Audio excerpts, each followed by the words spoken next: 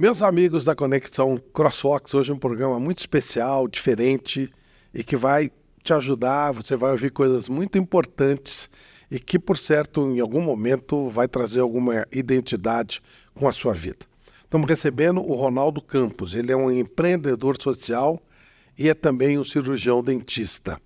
Ronaldo, prazer enorme te receber aqui e eu vi um termo um tanto fora do comum. Um empreendedor social. O que é um empreendedor social? Bom, primeiramente eu agradeço a oportunidade de estar falando para todos vocês. Eu falo que o empreendedor social é o próximo passo do empresário atual. Porque quando você trabalha no mundo empresarial, a gente cria empresas, gera riquezas, gera patrimônio e normalmente deixamos isso para os nossos descendentes. O empreendedor social é aquele que identifica um problema na sociedade, as dores da sociedade. E quando vê essas dificuldades, diz assim, é comigo. É a oportunidade que eu tenho de usar os meus dons e talentos para curar alguma das mazelas da sociedade em que vivemos. O empreendedor social é aquele que enxerga o problema e busca uma solução. O empreendedor social, ele necessariamente precisa ser uma pessoa com muito dinheiro? Não, pelo contrário. Ele precisa ser uma pessoa com iniciativa. Eu gosto de dizer que quem é empreendedor social, ele precisa ter a perseverança de saber que a bondade divina nos brindou com 1000 recursos para nós fazermos coisas fantásticas na Terra. O dinheiro, ele é meio, ele não é finalidade. O que nós precisamos ter é boas ideias, a coragem de implantá-las, a perseverança de nos manter no caminho, porque a boa semente que cai em terra fértil, ela sempre gera outras sementes. Outras pessoas com recursos irão se aproximar da gente. A boa ideia é como se fosse uma chama de vela, né? Uma lâmpada. As mariposas sempre se aproximam. O ser humano gosta da luz e ele teme as trevas. As boas ideias atraem pessoas de bom coração. E você partiu para um lado que não é muito simples. A nossa sociedade moderna, sei lá se é moderna, mas enfim, atual, ela nos trouxe o problema das drogas. E você resolveu ser um empreendedor social exatamente nessa área. Por que essa escolha, Ronaldo? Pela dor. Eu falo que Deus me chamou pela dor para fazer algo diferente no mundo. Eu sempre digo que eu fui um profissional liberal e um empresário de muito sucesso. Dentro da minha área, eu acho que eu cheguei muito além do que eu imaginava. Foi muito além do que eu imaginava.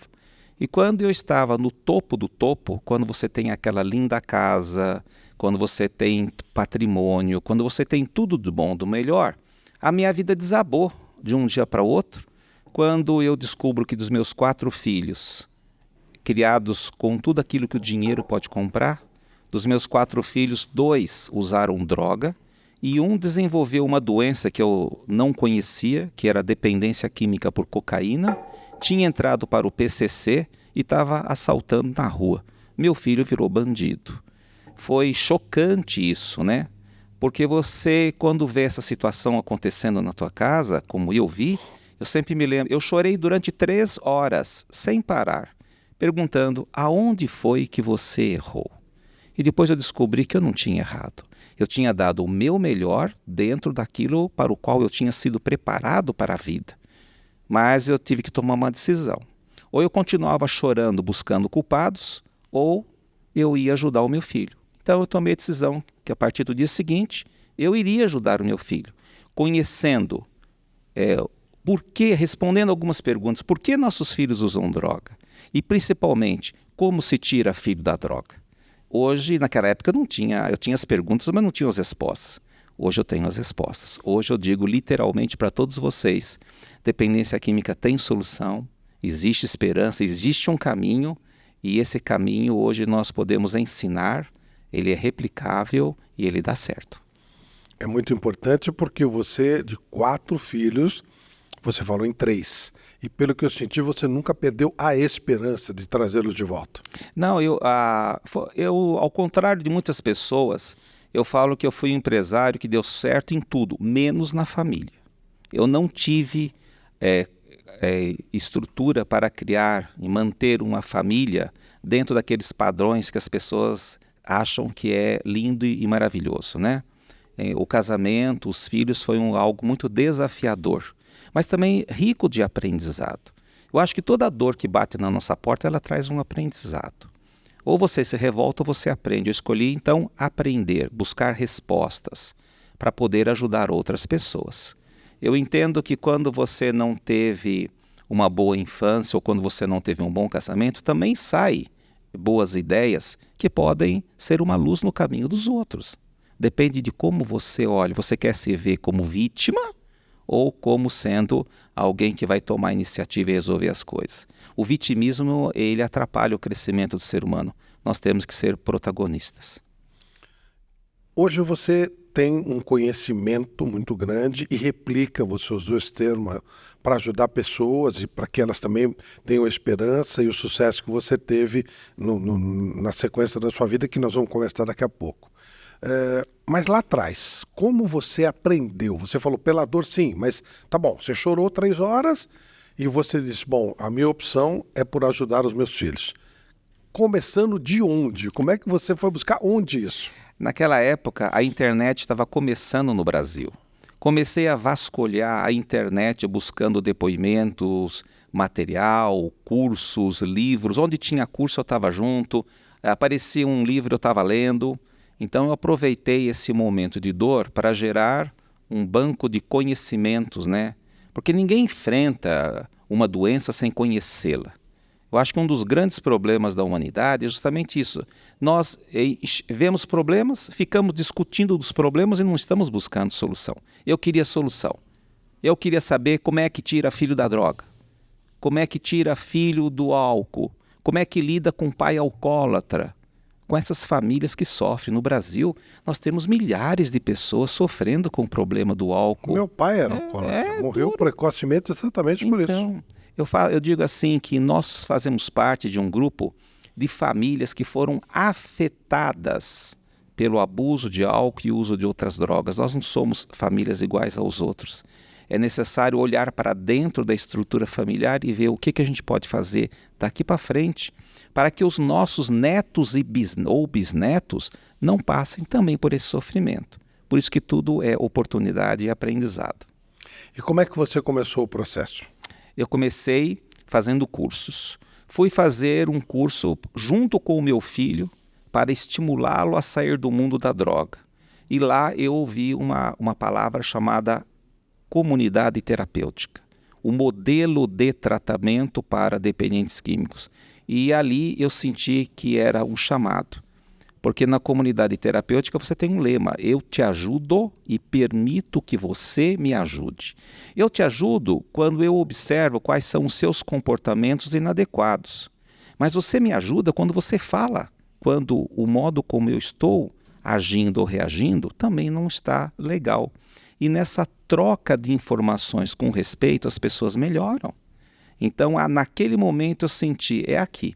A minha empresa era fantástica, e aí eu entrei num processo de aprendizado, e em um determinado momento eu tomei a decisão mais importante da minha vida. A única decisão que eu digo 100% que eu não me arrependo nem um momento.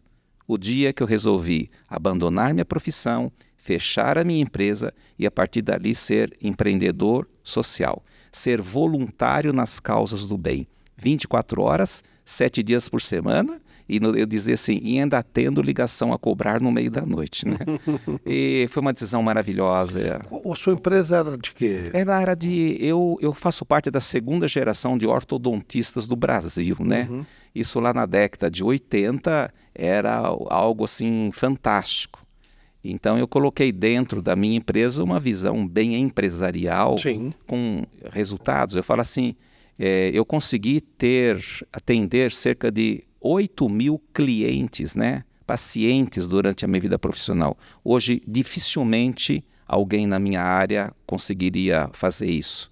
Mas todo esse sucesso que garantiu um retorno financeiro não me trouxe a paz dentro do lar. Alguma dor maior me esperava. São as surpresas da vida, né? E surpresas também são desafios. E desafios são coisas boas. O ser humano cresce nos desafios. Eu acho que antes eu era um empresário muito buscando resultados econômicos. Lidar com dependentes químicos padrão Cracolândia me humanizou, me deixou um ser humano melhor. E eu agradeço a Deus por ter tido um filho dependente químico, porque eu melhorei na vida a partir deste momento. Você se julgou? Você foi daquele tipo que eu tô já em casa imaginando uma pessoa vendo ou aumentando o som para poder, né? Puxa, isso aqui está me atingindo. Você fez algum julgamento? Eu errei, alguém na minha casa errou, o meu filho errou.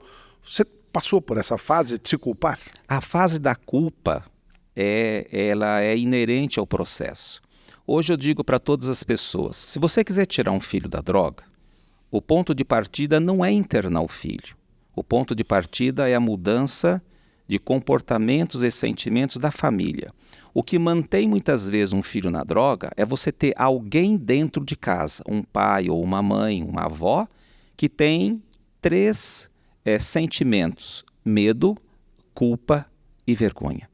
Eu passei por todos esses momentos. Medo do meu filho se perder na vida, medo do meu filho ir para a cadeia. Eu me senti culpado porque, como empresário, eu achava que eu tinha que cuidar da empresa e não dei atenção ao filho. Vergonha do que os vizinhos iam dizer. Eu morava em Alphaville. O que as outras pessoas vão falar. Porque quando você tem um filho na droga, você está passando uma imagem de que você foi um fracasso como pai. Você foi um fracasso como ser humano. E não é assim. Eu não tenho culpa do meu filho ter encontrado na cocaína um potente alívio para as dores que ele trazia no coração. O que eu percebi é que eu não estava preparado. E apesar de eu dizer que ter tido um filho na droga me levou a mudar a minha vida, o que mais me chocou não foi ter descoberto que o meu filho era usuário de cocaína. O que mais me chocou foi ter descoberto que meu filho usou droga durante 8 anos e eu não percebi. Como é que um cara que tem 4 pós-graduações, um empresário de sucesso, não vê o teu filho se afundando? Porque quando o filho começa a usar droga pela primeira vez, ele melhora como filho. Eu achava que meu filho estava melhorando, que meu filho estava decolando. E meu filho estava se afundando no uso de entorpecentes. Que coisa, você tem uma declaração, eu nunca tinha ouvido. Como assim, melhora? O filho melhora no começo quando está usando droga. Veja, qual é o filho mais vulnerável à droga? Primeiro é o filho tímido. Depois é filho por adoção. Depois é filho que sofre bullying na escola. Por último é aquele filho que sente que não pertence para aquela família. Veja bem, meu filho era tímido. Quando o tímido não tem dificuldade para arrumar namorada, o tímido tem dificuldade para arrumar emprego, tem dificuldade de entregar um currículo. Mas quando ele começa a usar droga, ele perde a timidez. Ele fica descolado, ele já chega falando, já chega abraçando, ele parece que tem mais iniciativa. Mas quando sai o efeito de droga, ele volta a ser tímido. E isso vai se acentuando. E eu não estava preparado para isso. O pouco que meu filho melhorava, eu achava que ele estava melhorando, mas era efeito da droga. A droga, ela faz os nossos filhos se parecer com quem eles gostariam de ser, mas não são. E aí, a partir do momento que isso está detectado, você chamou seu filho e ele concordou em ir com você para começar essa recuperação? Não, a coisa não funciona assim não. Quando um filho tem 16, 17, 18 anos e está usando droga, ele está namorando com a droga. Ele só viu o lado gostoso da droga. Não adianta dar conselho, não adianta sentar aqui, vou chamar, vamos conversar, porque ele está namorando com a droga. Depois ele vai casar com a droga. Aí quando ele entrar nas brigas da droga e levar para um divórcio litigioso, é que ele acorda. É importante a gente dizer que há uma diferença entre usuário de droga e dependente químico de droga. Eu conheço um monte de gente que é usuário de droga e não tem nenhum problema. Mas eu conheço alguns que de usuário viraram dependentes. E quando uma pessoa se torna dependente químico, normalmente eu falo assim, só tem 2 caminhos para esse cara sair. Ou ele encontrou Jesus ali na esquina e teve um despertar espiritual, ou então vai ser quando ele cansar de sofrer. A maioria dos dependentes químicos que eu cuido só pensaram em mudar de vida quando cansaram de sofrer. o cansar de sofrer também está no Evangelho, na parábola do filho pródigo. O filho pródigo, quando está na rua, passando fome, passando frio, né? Cansado de sofrer, é que parece que cai a ficha. Às vezes não dá tempo, né, Ronaldo? Esse é o problema. Muitos morrem no caminho. De cada 3 usuários de crack, um morre a cada 5 anos. E nós hoje, quando eu fiz a minha pós-graduação em dependência química, no ano de 2012, o índice de uso de drogas no Brasil era 2%. E eu me lembro que no Canadá era 7%. Né? Em 2015, o índice de uso de droga no Brasil já estava em 3,2%. Hoje, 8% da população europeia usa droga e 14% da população do Canadá usa drogas. Então, eu diria para vocês, no Brasil existe pouca droga. E olha a tragédia que a gente vê nas cracolândias, nas grandes cidades. Nós temos um futuro sombrio pela frente e precisamos nos preparar. Você fala em países com padrão social superior ao Brasil, principalmente o Canadá, no entanto, com um número acelerado e acentuado de dependentes. O dinheiro, ele não é um fator que ajuda a evitar a droga, ou ele, ao contrário, ele pode levar a pessoa até a essa dependência? Quando eu fiz o meu curso de pós-graduação, meu professor Dr. Ronaldo Laranjeira, na primeira aula, falou assim: a droga acompanha o dinheiro. Quanto maior a riqueza de um país, de uma cidade, de um bairro ou de uma família, mais vulnerável o filho está para o uso de alguma substância. Droga não é coisa de pobreza, não é coisa de favela. Droga é coisa de país rico. Só existe droga porque existe dinheiro, alguém comprando, alguém vendendo. Um mercado extremamente lucrativo. Então, quanto mais o Brasil melhorar economicamente, maior vai ser o problema. A droga acompanha o dinheiro, não vamos nos iludir isso. Quem alimenta o tráfico de drogas é a classe média, que sai e vai ao morro, vai à favela, às 10 horas da noite, para comprar algum tipo de substância. Que coisa. Quando a gente passa na região da Cracolândia, a gente vê aquelas pessoas andando para lá e para cá, às vezes elas param em frente ao carro, a gente até chama, né, zumbis, parecem zumbis. E parece que aquelas pessoas nasceram lá. Quem são essas pessoas? Você que está lá dentro, você que convive e ajuda essas pessoas. Quem são essas pessoas, Ronaldo?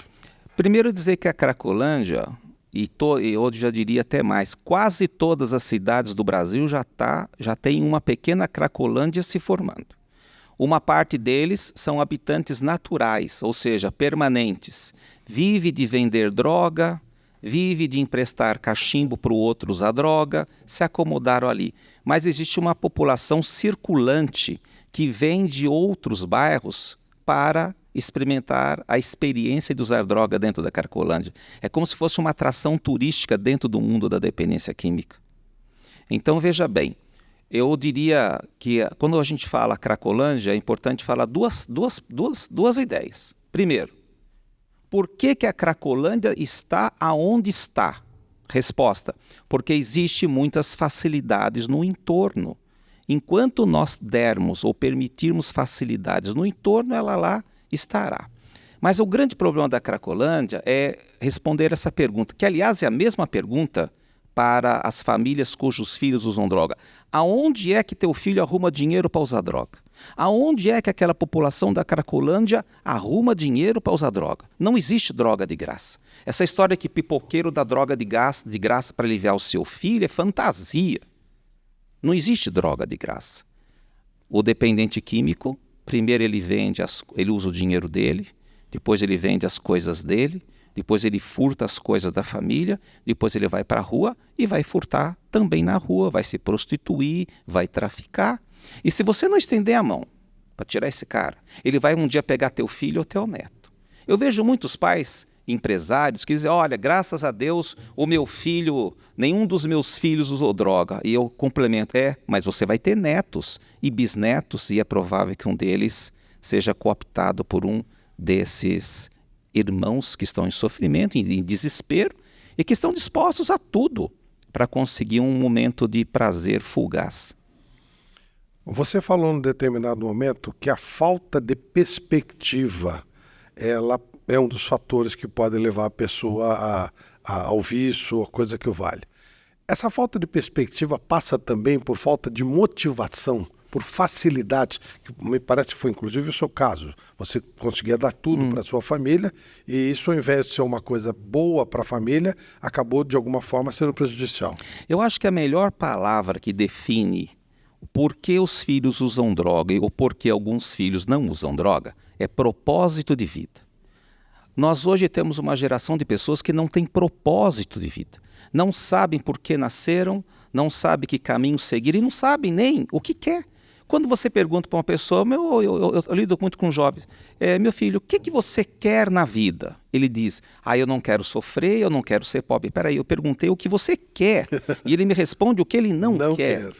Então hoje eu falo que a melhor forma de se prevenir droga é falarmos em propósito de vida, falarmos em legado para gerações futuras. E isso é um exemplo que tem que começar dentro da família. A família precisa ter um propósito de vida. Todas as famílias precisam deixar um legado, né? Eu gosto muito de dizer que no tratamento da dependência química e dos males da nossa sociedade, porque eu não estou só falando de dependência química, hoje eu me preocupo muito com famílias que têm filhos esquizofrênicos, filho com paciente que tenha problema psiquiátrico. Uma das coisas que pode melhorar o mundo é nós desenvolvermos nos nossos jovens a solidariedade pela dor alheia. Tanto para o jovem quanto para o adulto, né?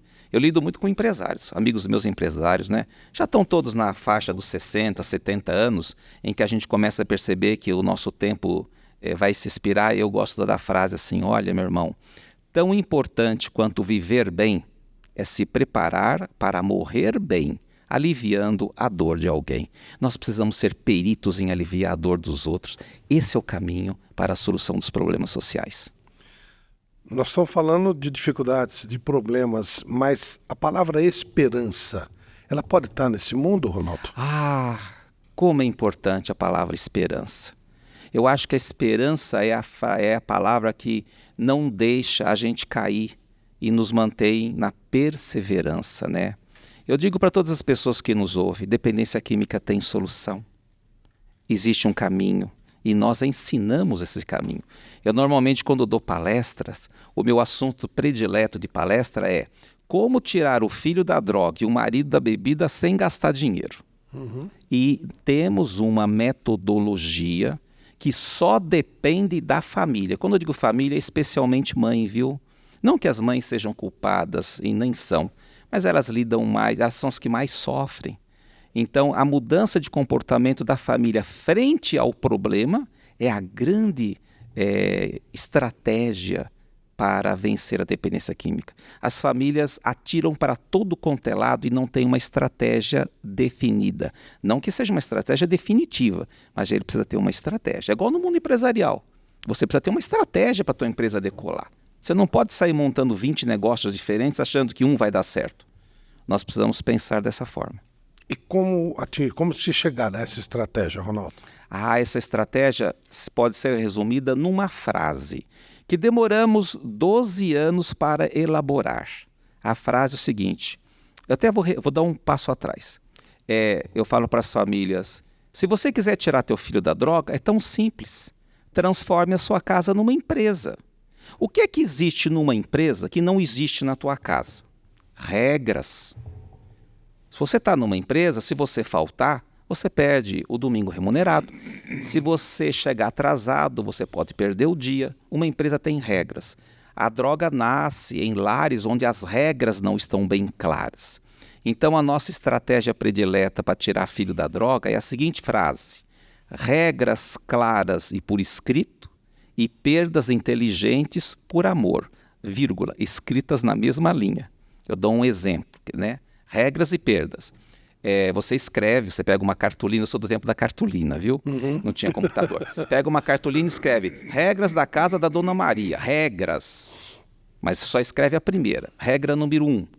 O almoço nessa casa será servido todos os dias, inclusive sábado, domingo, feriado, dia santo e dia do jogo do Corinthians, do meio-dia e 30, ponto. Essa é a regra. Depois vem a perda.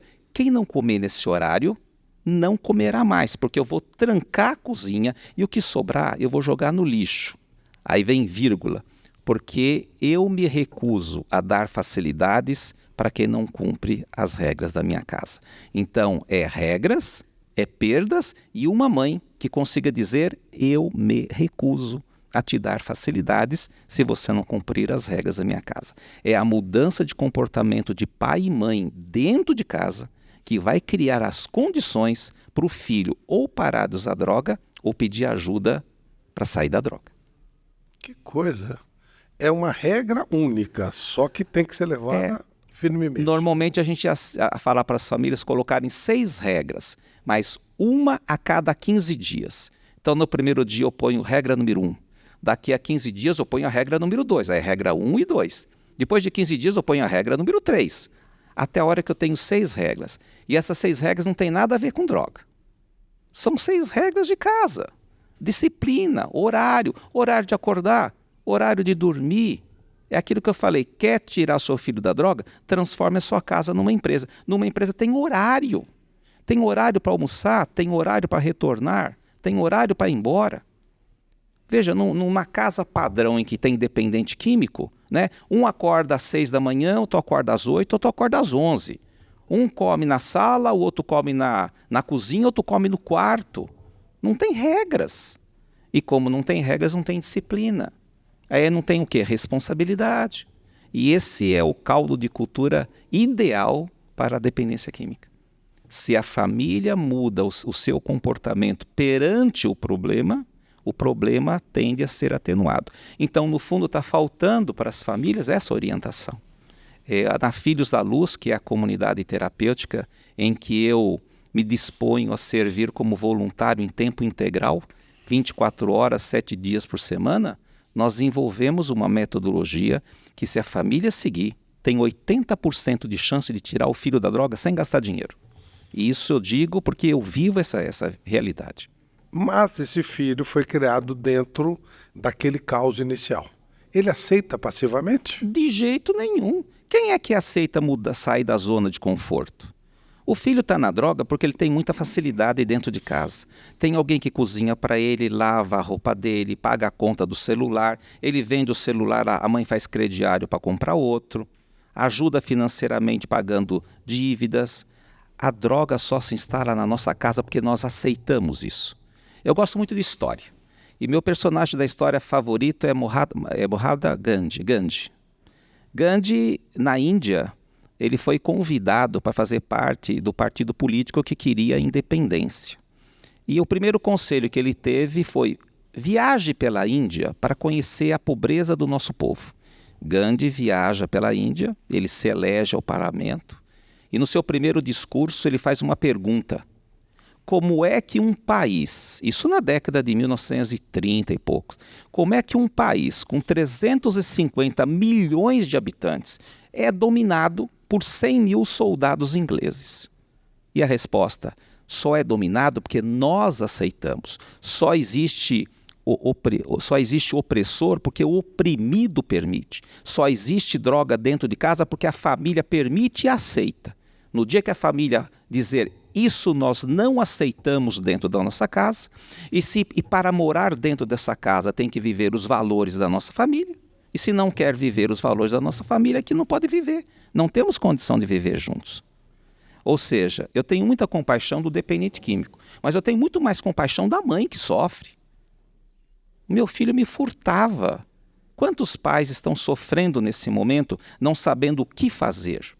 Mas há um caminho, há esperança. E a esperança nasce da mudança de comportamento de pai e mãe frente ao problema. Não podemos ter medo, temos que enfrentar. E aí, claro, há uma rejeição inicial, e aí você recomenda: mantenha as regras. E as regras é sempre na base de eu me recuso. Mãe, me arruma dinheiro para cortar o cabelo e comprar um pastel. Mentira, ele vai usar droga. A mãe vai dizer: eu me recuso. Mãe, eu perdi meu celular, dá para só comprar um em crediário? Eu me recuso. Ensine uma mãe a dizer a frase eu me recuso, que ela tem uma chance muito grande de tirar o filho da droga. Porque nós, como pais, achamos que uma vez colocado um filho no mundo, nós somos eternamente responsáveis por tudo que eles precisam. E o filho acha que por ter sido colocado no mundo, mamãe e papai têm que dar tudo. Nós temos que ter outro olhar. Nós não somos culpados pelos nossos filhos terem usado droga, mas nós não podemos ser mais omissos. Eu consegui resolver essa equação da dor quando eu entendi que ter tido um filho na droga foi um chamado de Deus. Cara, pega teus talentos empresariais, pega teus dons de inteligência, recurso financeiro, ponha para ajudar a aliviar a dor do outro. Então eu digo para vocês que a vitória contra a droga será feita a partir da família. E é como eu vejo o problema. Você pode criar a lei que você quiser. Você pode liberar ou proibir drogas, elas vão continuar. Porque a droga, ela alivia a dor que eu carrego no meu coração. E o ser humano, nós criamos uma sociedade que é capaz de mandar um robô ao planeta Marte, mas não conseguimos criar uma sociedade que torne as pessoas mais felizes. Temos muitas facilidades econômicas, tecnológicas, mas o índice de tristeza e de infelicidade é imenso. Você diria, então, que a zona de conforto não é confortável? Não, a zona de conforto, ela faz o indivíduo caminhar para trás. O ser humano, ele precisa de desafios. Veja, olha um exemplo tão absurdo. Segunda Guerra Mundial. Alemanha destruída pela guerra. Japão destruído pela guerra. Coreia destruída por exploração dos japoneses. China envolta em guerra. Como é que estão, assim, 50 anos depois, 70 anos depois? Olha essas nações. A dor que nos visita precisa ser entendida como um estímulo para o progresso. É parar com essa ideia de vitimismo. Sou coitado, foi Deus que quis. Não. A gente tem que fazer a nossa parte também. Tomar iniciativa, ser perseverante. Não deu certo, continua, revisa a tua estratégia. Mas um detalhe importante. Ajuda a aliviar a dor do filho dos outros. No mundo da dependência química, uma das regras é: eu consigo tirar o meu filho da droga quando eu me empenho também em aliviar a dor dos outros. Você venceu a batalha? Os 3 filhos saíram da droga? Ora, os meus filhos conseguiram sair da droga, mas a minha família implodiu. Foi caco para tudo quanto é lado. Porque eu não estava preparado. Era um assunto que eu não dominava. Hoje, se eu pudesse voltar no passado com o que eu sei, tanta coisa teria sido diferente. E é isso que a gente compartilha com as famílias. Não a experiência do cara que foi empresário que deu certo. Eu falo que eu fui empresário que deu certo e faliu dentro de casa. Então eu falo que eu sou um pai que teve uma família que desmoronou, que aprendeu o porquê e agora compartilha o aprendizado pela dor. Né? O desmoronou quer dizer o quê? A sua família deixou de existir? Sim, veio o divórcio, a empresa fechou. Veja bem, que motivação eu teria para ir trabalhar na minha empresa? Sabendo que eu ia ganhar dinheiro, eu ia investir em imóveis, amanhã o meu filho, usuário de droga, ia herdar tudo aquilo, ia vender e usar tudo em cocaína. Você quanto mais patrimônio você tem, mais o teu filho vai achar que pode usar droga a vida inteira.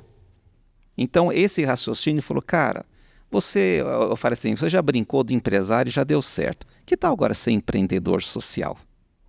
Que tal parar de olhar só a sua família e olhar a família dos outros? Eu não consigo imaginar felicidade e saúde sem nós termos um olhar para a dor alheia. Eu acho que o que está adoecendo a humanidade é que nós estamos olhando só para a nossa família, para dentro de nós. Precisamos também ter um olhar para o outro. E a palavra é empatia. Empatia. Empatia, ao pé da letra, é você conseguir identificar os sentimentos e as necessidades do outro, né? A necessidade da mãe que sofre, mas a necessidade do filho que também precisa de ajuda. Por isso que eu sou muito defensor do modelo comunidade terapêutica.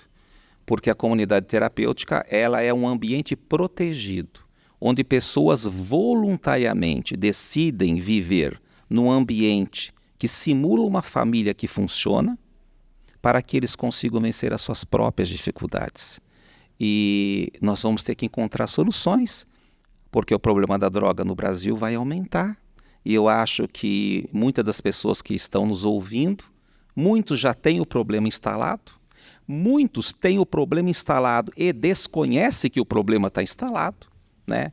eu diria que o número de famílias protegido contra a droga é muito pequeno nos dias de hoje. Droga, álcool, está muito perto da gente. Você faz o seu trabalho social de várias formas, mas você citou, e eu queria voltar nesse tema, Cracolândia. Você vai lá na Cracolândia atender pessoas? Quando eu comecei na comunidade Filhos da Luz, eu falava que eu não tinha clientes. Então eu me vestia de usuário de droga, eu tinha minha roupinha original da Cracolândia, mochila da Cracolândia, e eu me vestia de usuário de droga e ia lá dentro da Cracolândia. E aí descobri que o usuário de droga que você pode tirar não é o que está no meio da Cracolândia, é o que está na beirada, é o que está na periferia. É aquele que acabou a droga, apanhou, perdeu o dente, apanhou da polícia, levou tiro, é aquele que está num momento de tristeza e dor. Ali é o lugar que você vai oferecer ajuda, mas não como o doutor. Eu não posso chegar na Cracolândia usando luvas, vestido de jaleco de branco como se eu fosse um profissional de saúde. Você tem que sentar na calçada, sentar do lado dele e falar, e aí, meu irmão, como é que estão as coisas? Conversar primeiro e no final oferecer ajuda. Aí começou a dar certo. Hoje a gente nem mais precisa fazer isso, porque as pessoas batem no portão dizendo, pelo amor de Deus, me deixa entrar, porque sozinho eu não consigo, né? Há muito sofrimento além dos muros que nos cercam, né? Eu morava num grande condomínio, achava que droga, violência era coisa lá de fora. Mas meu filho me furtava na empresa. Meu filho saía do condomínio e ia para a favela passar a noite usando droga. E eu ia dormir e não percebia. Então, é aquilo que eu falei, a minha maior dor foi meu filho ter sido usuário de droga e eu não ter percebido. Por isso que eu chego e falo, estou compartilhando e abrindo o coração com vocês de como é que a gente pode criar algo que ajude a humanidade. Sabe, está muito perto da gente, muito perto. Né? Quando você falou, as pessoas batem na porta, existe um local físico dos Filhos da Luz? A Filhos da Luz hoje tem praticamente 7 unidades próprias e filantrópicas. Teoricamente, ninguém paga nada. Nós temos unidades que de cada 10 pessoas que entram no programa de recuperação, 8 terminam. A grande dificuldade de tratar dependente químico não é tratar o usuário de droga, é tratar a mulher usuária de droga. Os nossos piores resultados é no tratamento de mulher. Por quê? Porque a mulher tem sentimento, tem emoção, tem filhos, tem marido. A mulher ela consegue droga facilmente na rua. Existem variações hormonais, existe uma série de coisas. Por exemplo, a Filhos da Luz ela inova. Nós criamos a primeira comunidade terapêutica exclusiva para o público LGBT. Nós temos uma unidade chamada Diversidade só para cuidar de dependentes químicos, que são desse grupo, que eles sofrem muito. Quando você está dentro conversando com o dependente químico, as histórias que eles contam são muitas vezes histórias de muita tristeza, muito abuso, muita perda, muito sofrimento, muita solidão. Então a gente precisa desenvolver o aspecto compaixão pela dor alheia. Eu conheço os dependentes químicos quando eles estão na rua e fora da rua e fora da droga. Fora da rua e fora da droga eles são maravilhosos, são trabalhadores. Sabe, a gente consegue fazer grandes coisas, mas é que a droga, ela anestesia todos os sentimentos e todos os valores. A droga anestesia a voz da consciência. Por isso que ele é capaz de roubar o dinheiro da avó ou vender as fraldas do filho, porque a consciência dele está anestesiada. Como é que a pessoa pode se aproximar da Filhos da Luz para ajudar ou para ser socorrido? Olha, nós precisamos de ajuda, porque o nosso trabalho é filantrópico. Eu falo muito para as pessoas que nós, que tivemos um sucesso econômico na vida, precisamos deixar um legado para gerações próprias, para gerações futuras, né? E que nós também precisamos investir nas obras do bem. Então, a gente sempre tem um apelo constante, vamos nos unir. Família que teve um filho na droga ou um pai no alcoolismo deve ser encarada como uma família chamada por Deus para trabalhar nesta área. Seja voluntário. Nós criamos oportunidades do voluntariado. E quando as pessoas nos pedem ajuda batendo no portão, basta ele dizer a palavra mágica. Se ele falar a palavra mágica e eu tendo vaga, eu boto para dentro. Qual é? Eu quero muito. Só isso que ele tem que dizer. Eu quero muito sair dessa vida. Eu quero muito parar de sofrer. Eu quero muito parar de usar droga. Simples, sem burocracia. Simplesmente é um ser humano que está ali pedindo ajuda. E o mais doloroso é quando a pessoa pede ajuda e eu não tenho vaga. Por isso que a gente está abrindo 7 unidades. Eu não me contento com 7, eu quero 8, 9, 10. Se pudesse, eu abriria 100. E mesmo assim, continuaremos tendo falta de vagas. Jesus dizia que quando você começa uma obra, mãos vão aparecer para te ajudar de onde você menos imagina. Acontece isso com os Sim. cristãos? Na verdade, no Evangelho, Jesus diz assim: a seara é grande, né? E poucos são os trabalhadores. Roguemos a Deus, ao Senhor, que nos envie novos trabalhadores. Meu irmão, eu faço essa oração todos os dias. Senhor Jesus, olha só o tamanho das nossas dificuldades. Por favor, manda algumas almas de boa vontade que queiram fazer trabalho voluntário ou queiram fazer um aporte financeiro, uma doação, para não só mantermos o que temos, mas criarmos novas unidades para ajudarmos mais pessoas. Eu me inspiro muito no Evangelho. Aliás, quando eu falei para você da nossa estratégia, regras claras e por escrito e perdas inteligentes por amor, está totalmente de acordo com o que está escrito no Evangelho. Totalmente.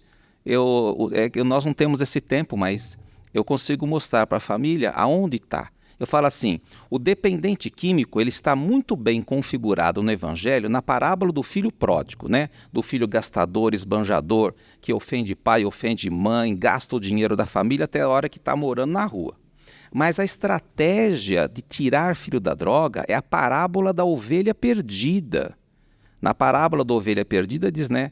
Um pastor tinha 100 ovelhas e durante a noite uma se perdeu. Bom, se tinha 100 ovelhas é porque tinha dinheiro, era rico, Exatamente. né? Pobre não era não. Isso. E aí diz que o pastor, vendo que uma ovelha se perdeu, primeiro ele coloca as 99 ovelhas em segurança e só depois vai atrás da ovelha perdida. Ou seja, para tirar o filho da droga, o filho não pode ser prioridade. A prioridade é aquela parte boa da família que não bebe e não usa droga, que trabalha e que estuda. Se você colocar o filho usuário de droga como prioridade da família, ele vai se afundar na droga.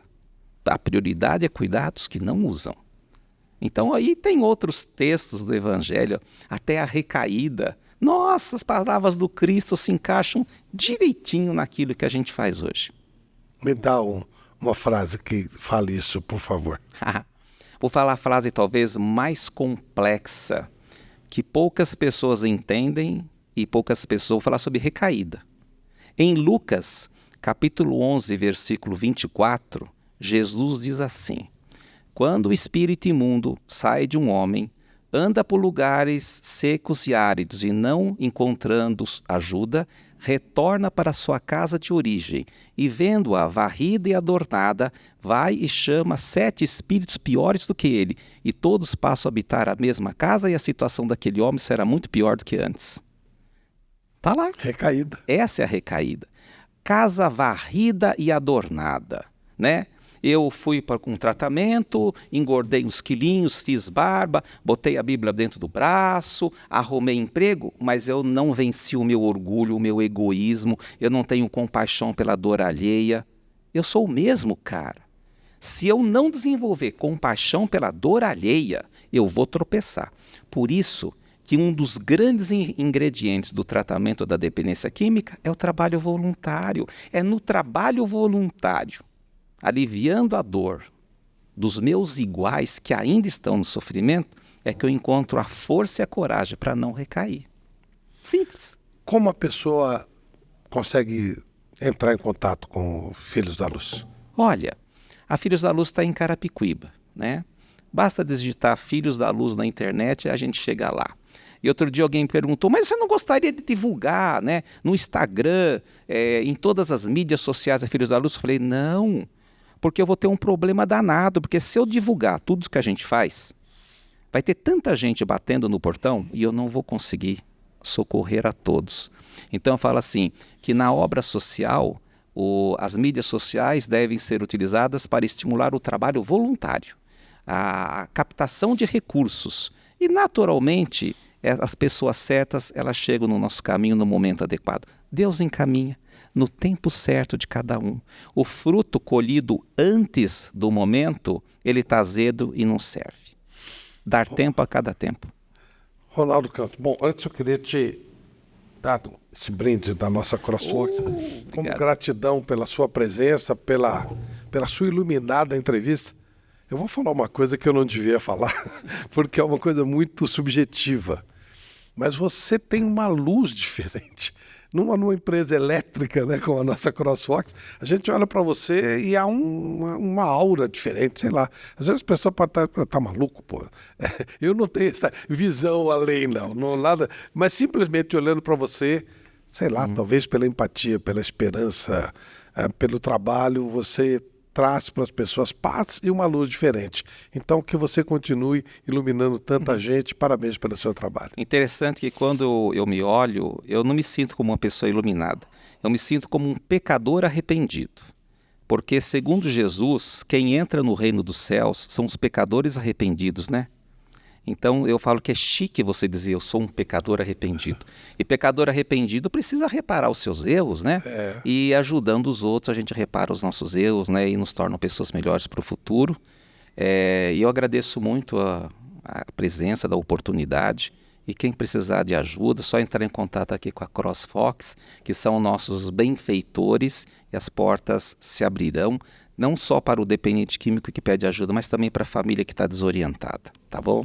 Mantenha contato então aqui no nosso Conexão CrossWalks e de repente você vai achar um caminho que você está esperando, mas principalmente, né, você que, eu não tenho o que fazer, não tenho objetivo, vai que ser voluntário realmente pode ser a diferença da sua vida.